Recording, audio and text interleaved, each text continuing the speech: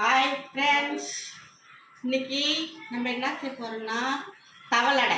அந்த தவளடைக்கு என்னென்ன ஊற வைக்கணும்னு காமிக்கிறேன் வாங்க. பாருங்க, 100 மாக்காய் இது, இதால் வெள்ளை உளுந்து,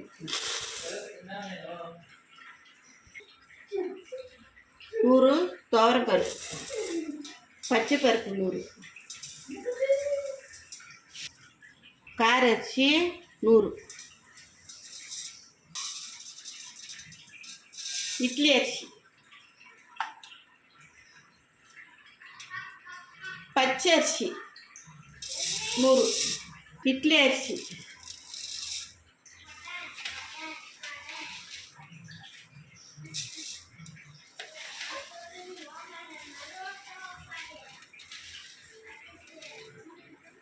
இது 3 மாக்காணி போட்டுக்கிறோம். இப்போ இதை நம்ம ஊற வைக்கணும், கழுவிட்டு ஊற வைக்கணும்.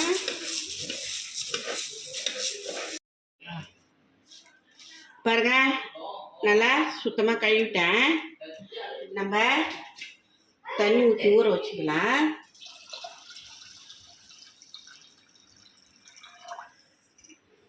பாருங்க, நல்லா ஊறிட்டு இப்போ நம்ம அரைச்சிக்கலாம்.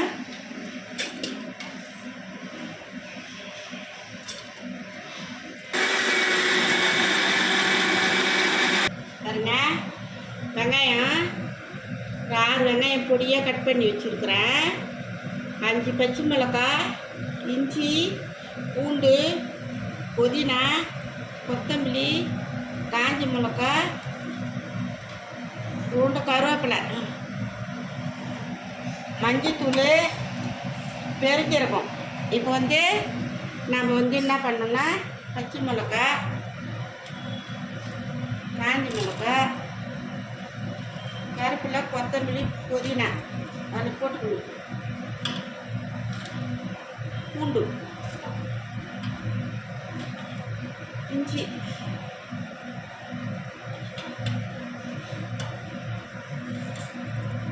பெருஞ்சீரகம் எல்லாத்தையும் போட்டு அரைக்கணும். உப்பு போட்டுக்கலாங்க.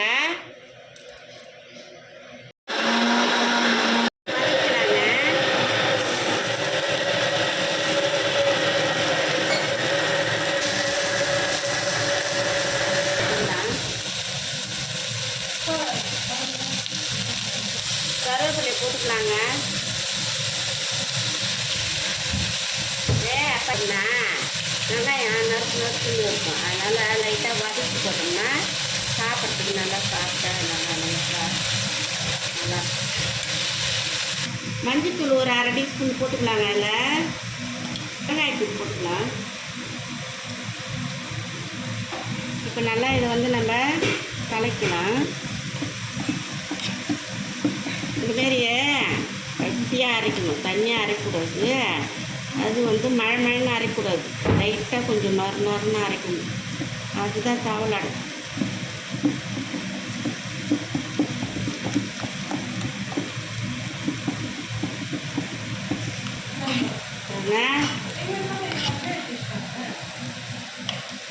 நம்ம இந்த வெங்காயத்தை வதக்கி போட்டுக்கலாம்.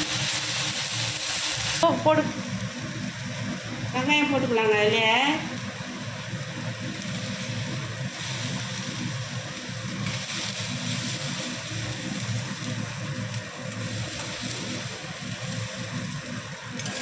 இப்போ நம்ம இதில் உப்பு காரம்லாம் கரெக்டாக இருக்குதான்னு பார்த்துக்கலாங்க.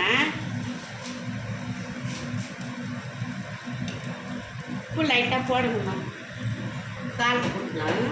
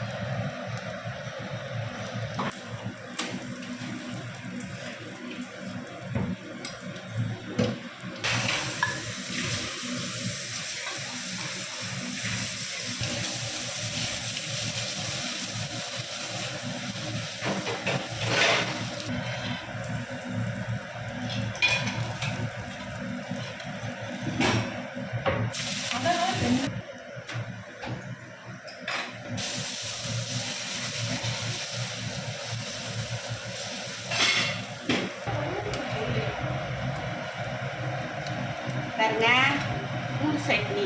இது பூண்டு சட்னி. இந்த தவளை அடைக்கு இதான் நல்லா இருக்கும்.